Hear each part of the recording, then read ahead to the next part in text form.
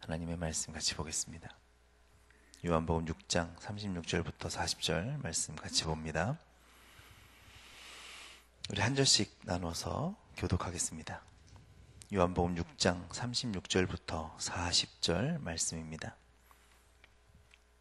제가 먼저 읽겠습니다. 그러나 내가 너희에게 이르기를 너희는 나를 보고도 믿지 아니하는도다 하였느니라.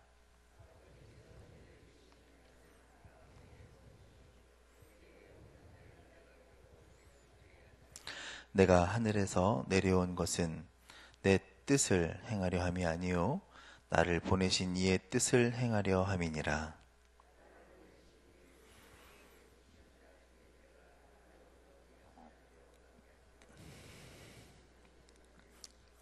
같이 읽겠습니다. 내 하나님 아버지의 뜻은 아들을 보고 믿는 자마다 영생을 얻는 이것이니 마지막 날에 내가 이를 다시 살리리라 하시니라. 아멘. 우리는 오늘 본문의 말씀을 보면서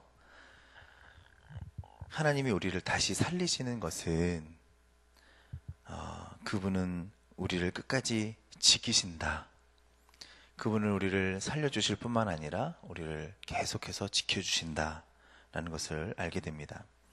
아들을 보고 믿는 자마다 영생을 얻는 이것인데 마지막 날에 다시 살리는 것이니라. 아멘. 우리 하나님께서는 내게로 오는 자마다 결코 내어 쫓지 아니할 것이다 또 말씀하십니다. 그리고 그것이 너무나 감사하죠. 그래서 예수님을 보면서 정말 짱이다. 우리 예수님 정말 좋다.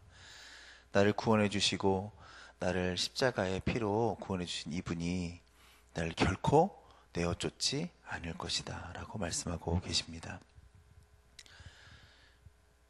그분이 우리를 꼭 붙잡고 계신다는 사실이죠.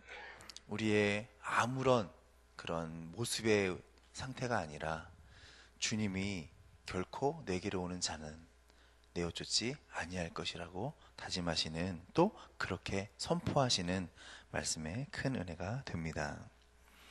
오늘 본문을 또 계속 읽으면 구원 얻는 자들이 따로 정해져 있는 것 같은 그런 성경 구절이 있습니다. 37절을 보니까 아버지께서 내게 주시는 자마다 다 내게로 올 것이다.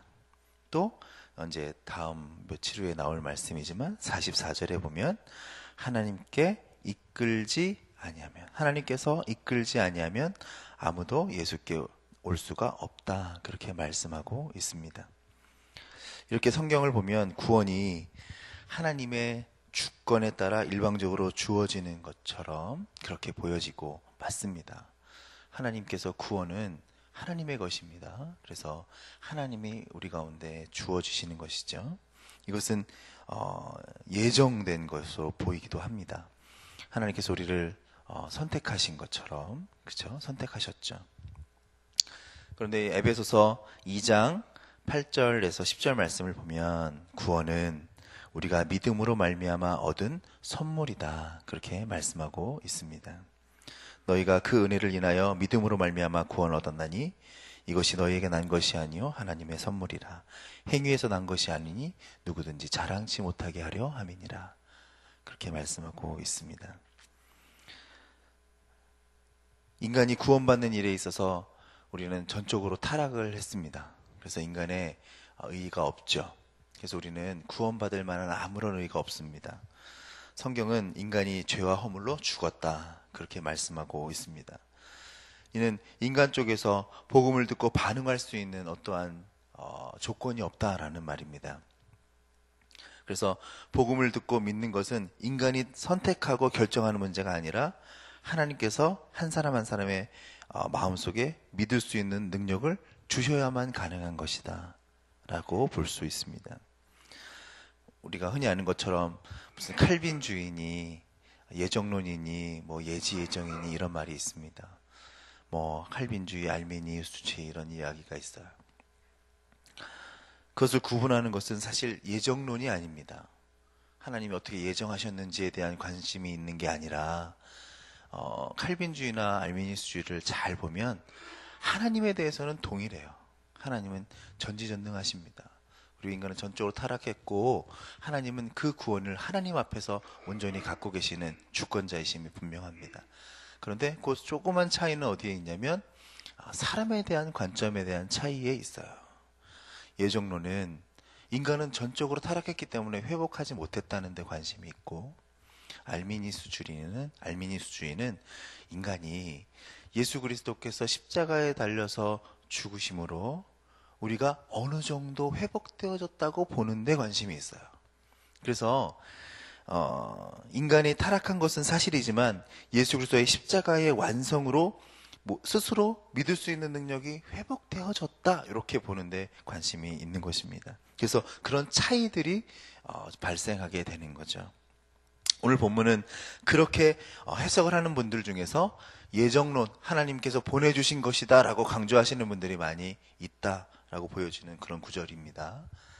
그런데 오늘 저는 아버지께서 내게 주시는 자가 무엇인지에 대해서 묵상을 하면서 과연 이게 그런 말씀만인가 라고 바라볼 때 아닌 것 같다. 또 다른 하나님의 뜻이 있는 것 같다. 왜냐하면 우리가 계속적으로 지금까지 읽어온 그 말씀들의 배경을 보면 알 수가 있거든요.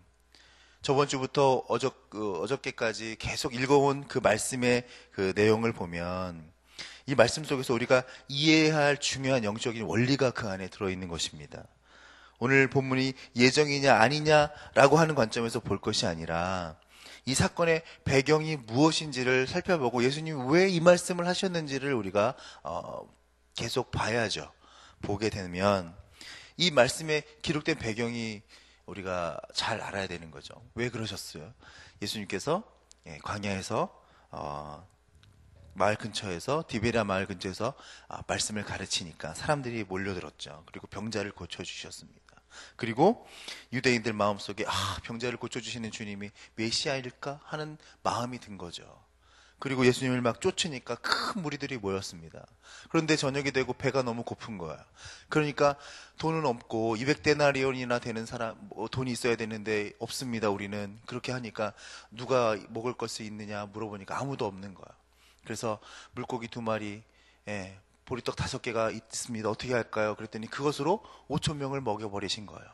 그러니까 이 사람들이 그 놀라운 은혜를 감동을 받아서 예수님을 막 쫓으려고 하니까 예수님이 즉시로 제자들을 다 보내버리는 거예요. 왕을 삼으려고 했거든요. 예수님은 산으로 가서 기도하시고 다 사라졌습니다. 제자들이 바다를 건너가고 있는데 밤중에 막 풍랑이 일은 거예요. 근데 주님께서 물 위를 걸어오셔서 잠잠하라 말씀하시고 그 배에 타셔서 건너가신 거죠. 그런데 이 무리들이 와서 보니까 배는 한쪽밖에 안 갔는데 예수님은 산에 가셨는데 안 계신 거예요. 그래서 다시 그 가버나움에 가보니까 예수님이 계신 거예요. 어디 계셨습니까? 물어보니까 예수님은 말씀하시지 않았지만 제자들이 물 위로 걸어오셨어 이렇게 얘기했겠죠. 그러니까 또 놀라운 거예요. 그래서 막 자기의 욕심에 이끌려서 또 표적을 보여주십시오 하는 내용이 어저께까지의 내용이잖아요. 그렇죠? 표정을 막 보여달라고 하니까 너희가 왜 그 표적을 그렇게만 구하느냐. 하나님의 아들의 양식, 영원한 양식을 너희가 알아야 된다. 그렇게 말씀하시는 것입니다.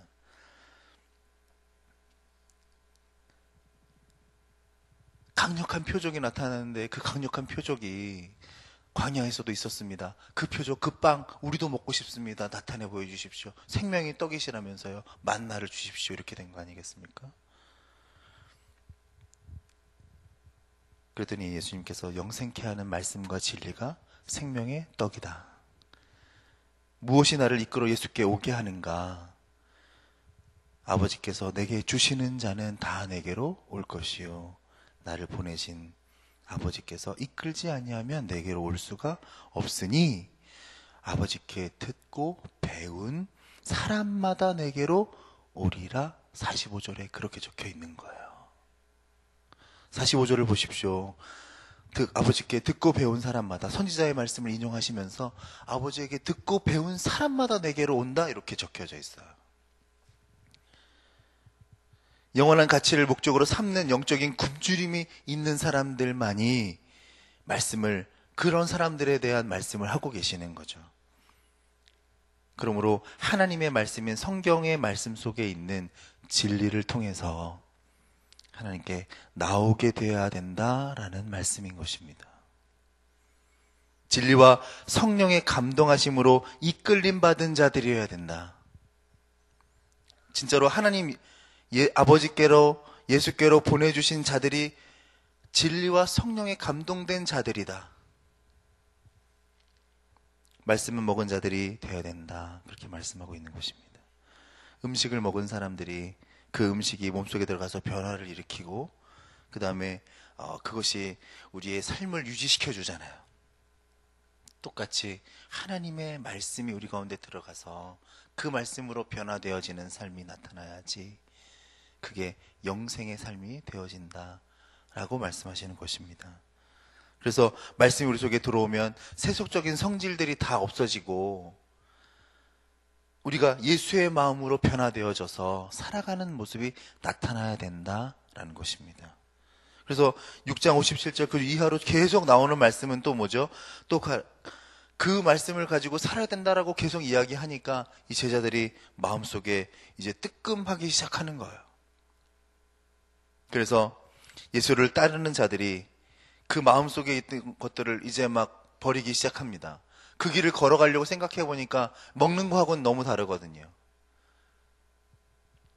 십자가를 지고 따라가는 길, 그 길을 가는 사람들, 하나님께서 예수께 보내주신 자들은 그런 사람들이다.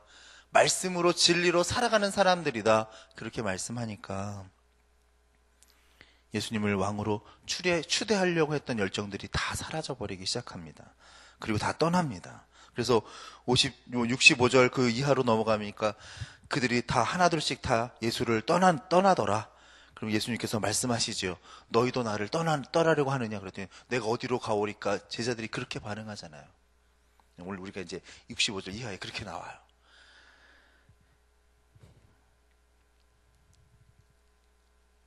영적으로 분별되는 일들이 나타나게 되는 것입니다. 그러니까 내게 주시는 자들은 어떤 사람들이 여서가 아니라 하나님의 말씀을 받고 그 길을 사는 사람들이다라고 말씀하시는 거예요. 다시요. 어떻게 결정되어진 사람이 내게로 이끌려져서 온 게 아니라 이끌려 온 사람이 누구냐면 그 말씀대로 살아가는 사람들이라는 거예요. 말장난 같죠? 좀 다른데 그게 달라요. 예정되어서 온 사람이라고 볼 수도 있겠지만 우리가 예수를 온전히 믿으면, 믿는 삶으로 살면 그 사람이 하나님이 보내주신 사람이다라는 말이에요.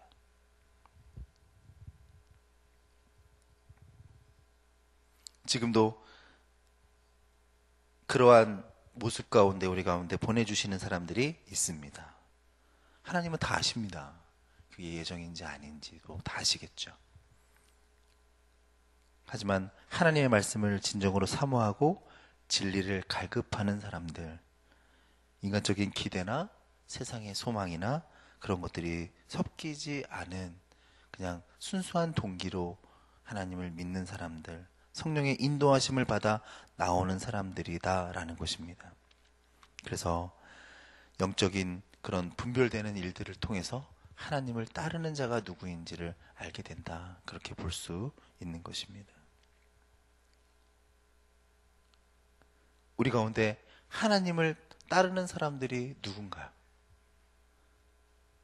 우리 가운데 말씀은 듣지만 그 말씀이 무엇인지 모르고 사는 사람들이 너무나 많습니다. 말씀이 우리 가운데 가까이 있지만 그 가까이 있는 말씀을 깨닫지 못하고 사는 사람들이 너무나 많다라는 것입니다. 그저 배불렀기 때문에 오병이어의 기적을 체험했기 때문에 쫓아온 사람들이다라는 거예요. 그런데 주님은 내게로 올 자들은, 하나님이 보내신 자는 그렇게 쫓아온 사람들이 아니라 말씀을 가지고 살아가야 하는 사람들이다라고 말씀하시는 것입니다. 그래서 우리 가운데 우리는 예수님의 말씀이 있죠. 너희는 내가 곧 길이요 진리요 생명인데 너희가 그 길을 가는 길은 넓은 길과 좁은 길이 있다. 좁은 문이 있고 넓은 문이 있다. 너희들은 어떤 문을 선택하라고요? 좁은 문을 선택해라. 그 길은 길이 좁아서 가는 사람이 적고, 넓은 문은 그 길이 넓어서 사람들이 많지만 그 길의 끝은 멸망이고 좁은 길의 끝은 생명이다. 그렇게 말씀하고 있는 것입니다. 우리 가운데 예수께 오는 자들, 예수께 나아가는 자들, 주님은 그 사람들을 여전히 찾고 계십니다. 주 앞에 나오지만 하나님의 말씀을 듣고 두려워서 떠나는 자들이 너무나 많았던 거죠. 어제도 말씀드렸지만 주 앞에 찾아오는 사람들이 너무나 많습니다. 그래서 내가 길이요 진리요 생명이라, 내가 양의 문이라, 내가 생명의 떡이라 주님께서 여전히 본인을 계속 보여주고 계시지만 그 말씀을 듣고 깨닫지 못해서 부자 청년은 돌아갔고, 오늘 오병이어의 기적을 체험했던 이 사람들도 가버나움까지 쫓아왔지만 결국은 그 자리를 내려놓고 떠나게 되는 사건이 발생되게 되는 것입니다. 사랑하는 여러분, 예수 그리스도가 생명입니다. 예수 그리스도가 진리입니다. 그분만으로 만족하는 삶이 우리 가운데 필요합니다. 우리의 육신의 모습으로 볼 때는 너무나 힘들지만 그 좁은 문을 선택하라고 주님은 말씀하고 계십니다. 그래서 시편 23편에 보면 주께서 내 원수의 목전에서 내게 상을 베푸시고 기름으로 내 머리에 바르셨으니 내 잔이 넘치나이다. 나의 평생의 선하심과 인자하심이 정녕 나를 따르리니 내가 여호와의 집에 영원히 거하리로다. 주님께서 나와 함께 계시는 삶이 진정한 천국의 삶이고 하나님이 인도하시는 길인 것을 우리 날마다 인정하며 살아가기를 주님은 간절히 우리를 바라보고 기다리고 계시는 줄 믿습니다. 이 시간 오늘 말씀을 묵상하면서 하나님께서 우리를 살리시리라고 약속해 주셨습니다. 그 길을 걷는 사람들에게는 결코 내가 내어 쫓지 않으리라고 말씀해 주셨습니다. 그 하나님의 신실하심을 우리는 믿고 오늘 하루를 살아갈 때 주님의 향기가 되어지는 삶, 하나님의 말씀으로 순종하는 삶, 그러한 삶을 살고 주 앞에 영광 돌리시기를 주님의 이름으로 부탁을 드립니다. 기도하시겠습니다. 은혜와 사랑의 아버지, 오늘 아버지께서 내게 주시는 자들은 하나님의 은혜와 하나님의 섭리를 체험하며 또한 진리와 성령의 감동하심으로 이끌림 받은 자들인 것을 알게 됩니다. 세상의 기준이 아니라 우리 주님께서 말씀하시는 생명의 양식, 썩지 않을 영생을 위하여 있도록 하는 양식, 그 일을 위해서 살아가는 우리 귀한 백성들로 인도하여 주시옵소서. 주님은 본 자신을 떡이라 말씀하시고 그 떡으로 인하여서 우리가 영원한 생명을 살 수 있다고 말씀하고 계십니다. 우리가 그 떡을 받아들어 주의 그 떡으로 인생을 또 우리의 삶을 살아갈 때 주 앞에 영광 돌리는 귀한 백성들 되도록 역사하여 주시옵소서. 예수님의 이름으로 기도하였사옵나이다. 아멘. 공동 기도문 같이 기도하겠습니다. 성경의 중심 가르침, 말씀삼 운동, 온세계 선교의 비전은 주님이 말씀삼 공동체 성락 선결교회에 주신 명령임을 믿습니다. 이 소명을 사명으로 받아 순명하여 이루도록 우리를 이끌어 주옵소서.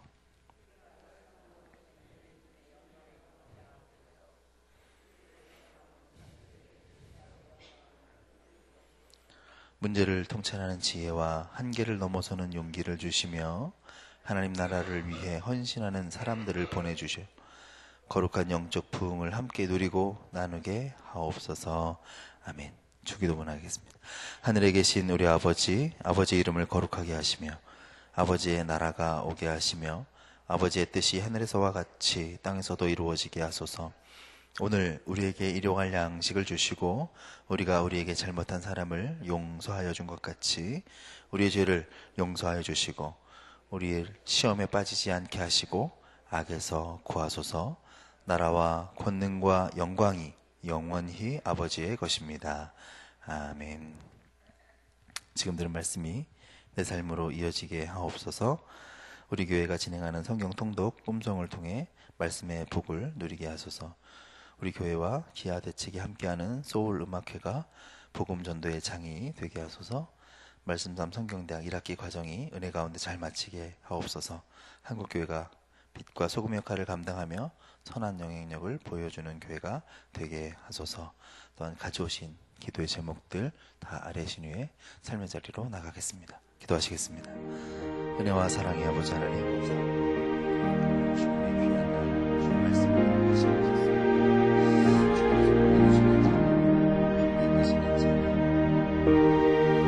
주의 말씀